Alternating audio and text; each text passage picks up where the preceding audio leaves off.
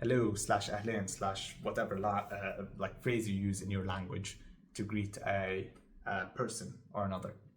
Today I'm starting a new series.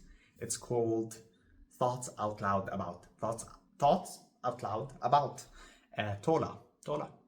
And the whole premise of the series is that, when I read something cool or watch something cool or interesting, and I would like to, share my thoughts out loud about it, I'm gonna sort of do a 10-20 minute quick deep dive into the book and the plot, and then what I've learned, but also share my thoughts about it, positive and negative.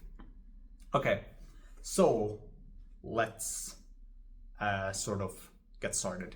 So for today's main episode, which I had to kind of binge read the last 150 pages of this book. It's a very dense book and it's been taking me a while, but it's because it's a very dense book, and my God, did this author put so much effort into it.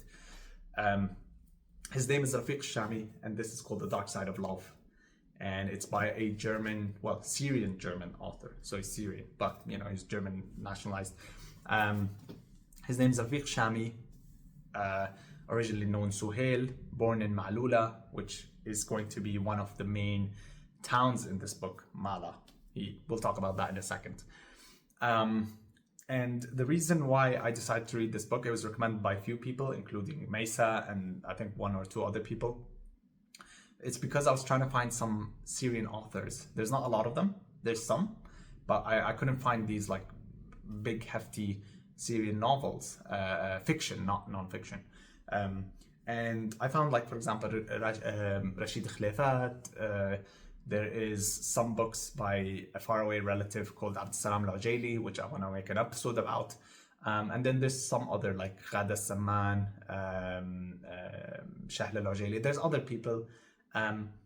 There's a lot of other people, don't get me wrong, but they're not as publicized, and there's not a lot of like let's say ability to disseminate that sort of information, that good healthy literature out there. So this is one of the books that got recommended to me, and I'm so happy it did. I was looking for something that's sort of historical fiction in close proximity to, for example, the Cairo trilogy by Najib Mahfouz, or قصر الحرية, السكرية أو بين القصرين, or قصر الشوق, sorry, not قصر الحرية.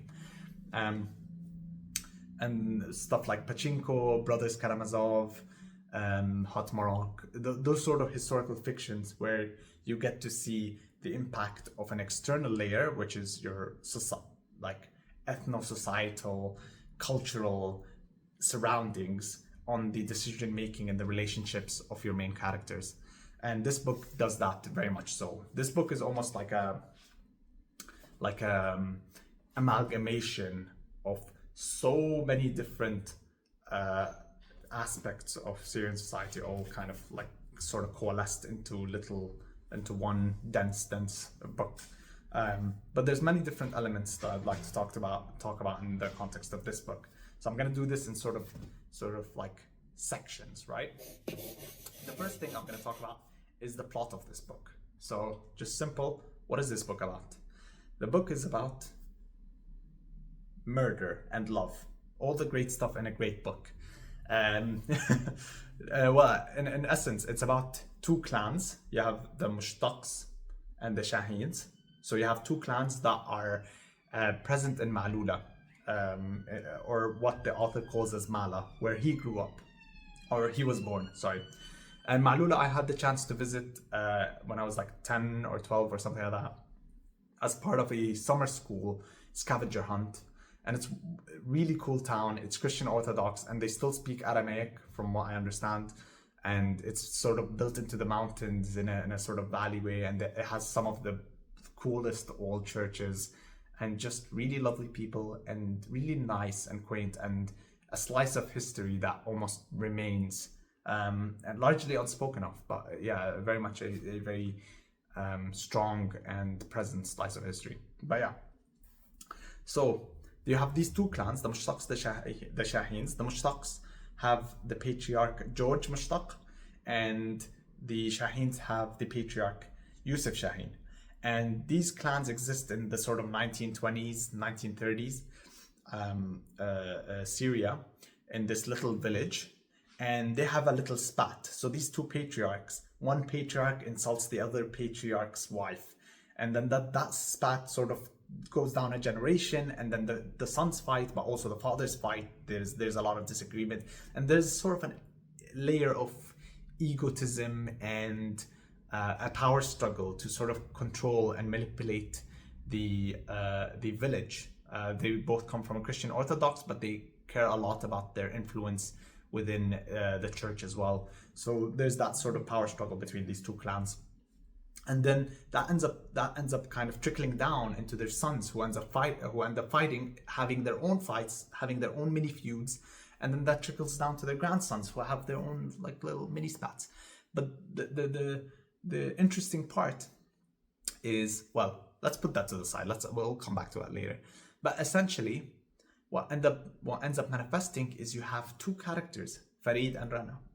Farid and Rana love each other a lot, but what they don't know, in a very much Romeo and Juliet fashion, sort of that Romeo and Juliet-esque world that we live in, is that Farid is a mushtaq and Rana is a Shaheen. And those mushtaqs and Shaheens are just like oil and water. They just do not gonna get with along with each other. So they find that out, and they're like, oh my god, you know, what can we do? Our families are never gonna agree to this. So they have to sort of persevere despite this strong element of familial disagreement with each other. So they have to sort of find a way to kind of coexist or exist in that sort of environment. But there's other layers to it, which we'll kind of cover in a bit. And essentially the book starts with a mysterious murder, and it's called sort of, you know, like Boulos's revenge or something like that. And it's essentially this guy, colonel called Mahdi Sayed, who ends up getting killed. And only towards the end do you figure out that is actually one of the great grandsons, well, great grandsons, sorry, not great grandsons of Yusuf Shaheen. It is Boulos Shaheen. So that is almost at the center of this story. It's a murder, but it's love. Love is I think the main core part of it. So why is this book special? Why is it 900 pages long? Why does it need to be 900 pages long? Why is it 300 chapters? Okay, so let's talk about what this book does and tries to do. So the first sort of point, let me kind of close this off. The first point that this book tries to kind of battle with, or try to kind of not analyze, but sort of demonstrate, is you have in Syria, in sort of between the 1930s to up to 1970, you have all these different historical events happening. You have the French bombarding Damascus after the Syria tries to kind of separate itself from the colonial period, the French mandate. You have from sort of the 40s to the 50s and so on. There's like coup after coup in Syria of, you know, the sort of the political scene within Syrian society, people trying to figure out who is going to lead Syria. So, and because there was a lot of opportunistic folk in Syrian society at the time, there was just a coup after coup of different generals and whatnot that came in and just took power. And so you end up getting a lot of mini revolutions in a sense, or coups in a sense, up until like the sort of late 1950s, where Syria and Egypt sort of joined together to form a united Arab Republic. That ends up lasting only like 2-3 years, and that ends up splitting again, and Syria has another bunch of coups, and you end up with the Ba'ath Party taking power from like the sort of early 1960s onwards, and whatnot. But the book essentially ends at 1970, pretty much. So what Rafik Schami tried to do is he tried to get as much archival information about the life of Syrians during that time, and he tried to contextualize Farid and Rana's relationship which is something that he's heard of from his mother as a story that has happened in that time. So he takes a lot of inspiration from his own life and stories about what he's heard from his mother and other people, and he tries to fit the relationship within the context of these external historical factors happening. So, for example, with Farid, you have Farid starting off in Malula as a sort of Christian Orthodox. He joins the monastery. We get to see sort of the inner dynamics of the Orthodox Church on Farid and the way he interacts with them.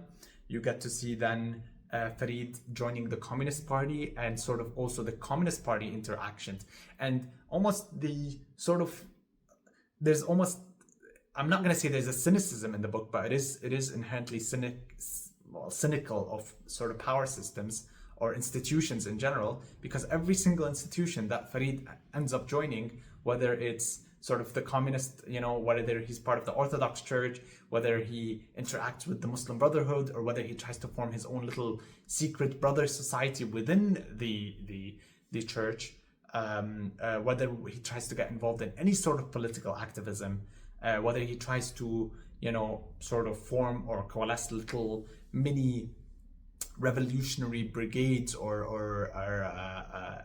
what do you call them, like sort of brotherhoods within prisons, within villages, they all end up having some sort of corruption, some sort of betrayal, some sort of like power struggles where one person is trying to like strip power or become an authoritarian of some kind.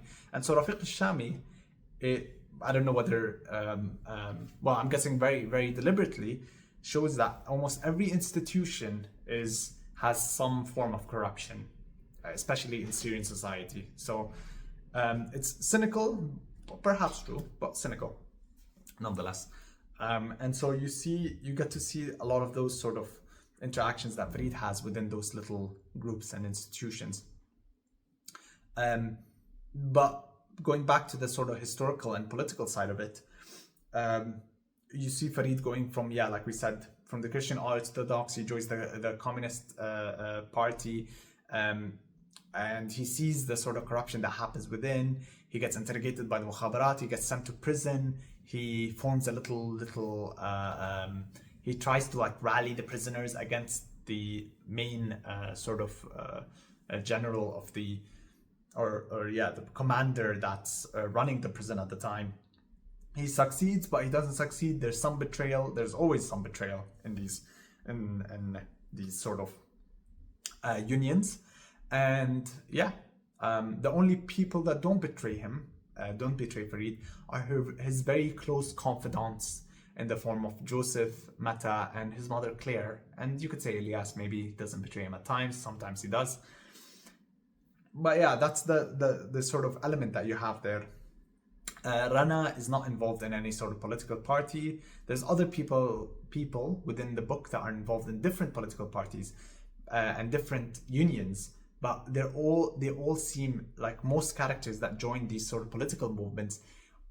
A lot of them seem to join it as a sort of means to an end, to kind of rise to power, and so there doesn't seem to be a sort of light at the end of the tunnel for the political or political or social struggle within Syria. It seems very much like it's a spider web of corruption and corrupt institutions. So that's the sort of historical political structure that Rafik tries to impose on his characters. And because Farid gets involved in all these different formats, that affects his relationship with Rana. He has to manage now to, for example, get away from the Mukhabarat, who are the sort of CID or the informants. Like, think of like an MI5, but MI5 that's trying to kill its citizens. That's the sort of the Mukhabarat. That's the sort of world that Farid lives in. The other sort of, let's say, okay, let's jump to the next sort of layer here. There is a cultural layer within Syria. So a lot of the times you get there's a lot of tension, it seems, between sort of the Muslims and the Christians and the Jewish within the book. And he tries to make it very clear that, Syria is a very colorful country in terms of, from an ethno-religious standpoint. You have, not only Orthodox Christians, but you have Catholic Christians, and you have Muslims, Shia, Sunnis, Druze, Alawites, and all those have their own separate spectrum of colors. Like even within the Muslim Sunnis, you have the Muslim Brotherhood at one end, and you have like sort of slightly more less. So he tries to also put that and show you how, for example, those sort of dogmatic elements impact the characters, what they do. So Farid appears somewhat secular a lot of the times. In that sense, especially when he joins the Communist Party, he essentially forgoes some of those sort of religious elements.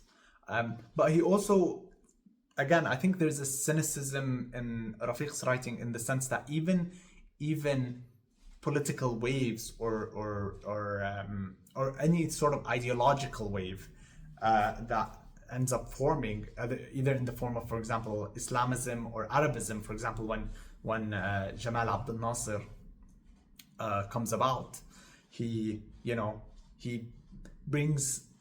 popularizes or kind of enhances this wave of pan-Arabism that's kind of lighting up the area. Everyone's going like, oh, we don't want a united Arab republic. Rafiq shows the cynicism by kind of reflecting on the fact that people like Joseph and all that, Farid is a very skeptical guy. He doesn't believe in all these sort of ideological waves. He believes a little bit in the communist wave, but he struggles with towards the end. And so part of kind of showing those, let's say, his skepticism or his cynicism towards these different waves that are happening in the Middle East, or also with like we were saying, the political institutions within the Middle East at the time, he tries to do this clever thing where, he does this clever thing, I think, and he does say in his author's notes, where he replaces every main president's name or major political person's name with an alternative comedic caricature name as an alternative. Like, for example, for Jamal Abdel Nasser, he'll use the name Satlan, and he uses the name Badran and Baydan and Amran for all different presidents. Amran is like Hafiz and whatnot. And Satlan, for example, it comes out across as a bit like caricature, in the sense that Satlan is like Mastul, so he uses these sort of comedic names to describe presidents. And the reason why he does that, and he claims to do that, is because his focus is not so much on these different political figures. In the sense, he takes some liberty in reshaping their characters to fit the narrative that he's trying to kind of put across. His focus is very much on how their actions and how their decisions have an influence on Farid and Rana's life and the family's life as a whole. He does not want you as a reader to focus on or read the president's or political person's name, and for you to almost like scrutinize that and go like, oh, they weren't like that, or they didn't do that, because that informs a sort of internal bias within you. Your focus becomes on this political figure and less about the main characters and the influence that this political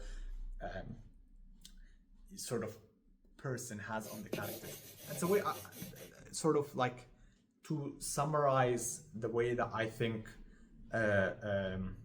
Rafiq kind of approaches the novel is he goes sort of from the inside out, and he starts with this simple Romeo-Juliet love story of star-crossed lovers from two different clans, and then he starts exploring what sort of environment around them on multiple different layers, on a cultural layer, on a familial layer, on a societal layer, on an ethnic layer, and also on a political and religious layer, can that inform the decisions and the struggle they have to come together as a couple? What sort of impact will that have? And so he adds all these layers, and he spends a lot of time contextualizing and adding as many events as he can as sort of supporting arguments to why the characters are struggling to get together into a relationship. So it's not only the clan feud, but everything else that's happening around them that's making it extremely difficult for these people. So unlike Romeo and Juliet, where it's like, you know, the families are sort of, you know, there's a long like a long feud, he goes the step beyond. He goes, he Rafik Schami, he goes like, okay, it's not only that the family has a feud, but the family has a feud, the country has a feud with you, the cultures are at a clash. You know, there's multiple different ethno-religious groups that are clashing, and that is all putting that extra layer of pressure on the characters. And you can see how much trauma that Farid goes through. I mean, almost all the characters within this book go through the most insane amount of traumatic events, and a lot of them are based on truth, in the fact that Rafiq did a lot of research and archives to find stories of people that have gone through different things, whether it's in Tadmor prison, whether it's under the interrogation of mukhabarat, or whether it's, you know, sort of day-to-day like feudal spats, how the French treated Syrians, how, for example, at one instance, like he uses like Syrian commanders have employed former German Nazis to come and help with torture methods. Like, these little tidbits all come from sort of historical truth, but he, again, I think he essentially tunes it a bit to fit the narrative that he's trying to tell. And the narrative is very much the focus on the love story, but making sure that that influences the love story within. So yes, there's all these layers, and it's a very deep story, but it ends up just being, at the heart of it, it's Farid and Rana. There's a lot of emphasis of the Book of Love, and that's why the book is called The Dark Side of Love, because it's very much a love story, but it's a very dense and very it's a love story that works backwards. It goes, you are here, you have struggled so much, but why have you struggled? And it works backwards. So yeah, that's the sort of positives and general thoughts that I had about the book. To summarize some mini criticisms, there are many, but I must say there are some criticisms that I had of the book. I must, because I must. At times it feels like, because of how intensely there's so much intense trauma that it's packed in a lot of different characters' lives, and at times it approaches the absurdist. So it's not even only intense trauma, it's that some characters just do extremely absurd things, like Farid's father, Ilyas, sleeps with a donkey, and he cheats with so many different women, but also, you know, there's a lot about the physical intimacy aspect, and there is so much physical intimacy in a 900-page book, like too much at times. And, you know, as a Syrian boy, I look at this sometimes and I'm like, wow, this feels so much more physical intimacy than anything I've seen in Syria. And Syria has its physical intimacy, don't get me wrong, but it's just, it feels at times it feels intense, and it's used in many different formats, and I wonder why there was a lot of focus on that. I would like to ask the author. It would be really nice if I could, maybe someday. But what I mean, other than leaving that aside, what I mean at times, the reason why I feel like that's a criticism is because there's so many absurd events. At times it feels like it approaches this sort of surreal, sort of, you know, if you've read the 1001 Nights, like the Arabian Nights sort of tales, it feels like at times like it's getting to that level where there's some characters that are so sadistic or so absurdist that you're like, okay, you just can't be real. And they are real. There are people that exist like that are real, but because there's a plethora of them in the book, in the form of stuff like Ilyas does, and the sort of richness of Ilyas's character. He almost seems like he should have is like institutionalized from the moment he touched the donkey, but ends up being one of the most successful confectioners in Damascus, which is very funny.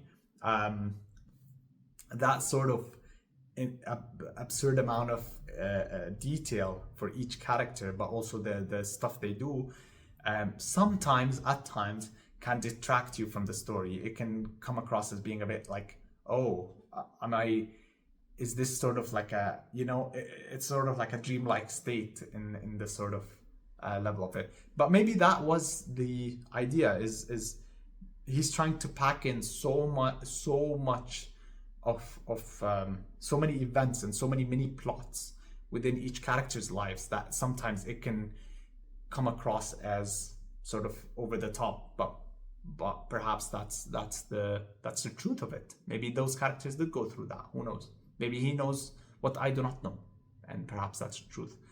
But I think maybe it's also on my learning journey. Through my writing journey, I'm sort of learning to find brevity, and I feel like the more you let sometimes characters breathe, the more the sort of the absurdist parts of it sort of get heightened, I mean.